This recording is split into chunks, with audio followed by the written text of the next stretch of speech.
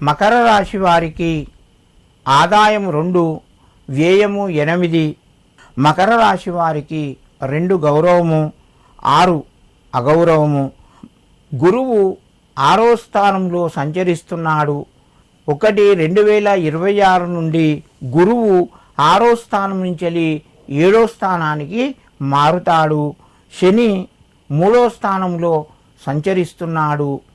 6వ స్థానంలో గురు సంచారం వలన చేసే పనుల్లోపట కొంత అనుకూలంగా ఉంటుంది. బంధువర్గం ద్వారా సహాయ సహకారాలు పొందుతారు. వ్యాపార రంగంలో రాణిస్తారు. నూతన పెట్టుబడులకు సంబంధించి కొంత ఆలస్యం జరిగినా కూడా పెట్టుబడులు పెట్టి లాభాలు పొందుతారు. విద్యార్థుల్లోపట అనుకూలంగా ఉంది. పై చదువులకు వెళ్ళే అవకాశాలు ఎక్కువగా ఉన్నాయి. దూర ప్రయాణాలు కొనసాగుతాయి. ఆరోగ్య పరిస్థితులు అనుకూలంగా ఉంటాయి.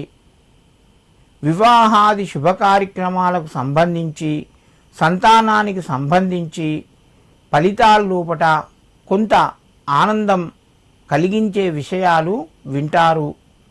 1/6/2026 తర్వాత గురువు 7వ స్థానంలో మారడం వలన కొంత పనుల్లోపట ఆలస్యం జరుగుతూ ఉంటుంది. ఇంటి లోపట మధ్యమ స్థాయి సహకారాలు ఉంటాయి. విద్యార్థుల్లోపట కొంత ఉత్సాహం పెరుగుతూ ఉంటుంది. నిరుద్యోగ ప్రయత్నాలు ఫలిస్తాయి. దైవ కార్యక్రమాలు పెరుగుతాయి. ఆధ్యాత్మిక చింతన పెరుగుతూ ఉంటుంది.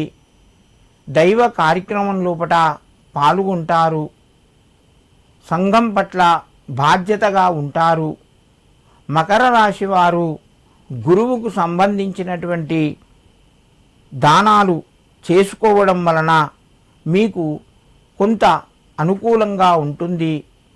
శని మీకు 3వ స్థానంలో ఉండడం వలన వ్యవహారాలు చక్కబడి ఇబ్బంది పెట్టినా కూడా కొంత ఆలస్యమైన పనులు పూర్తి చేస్తారు.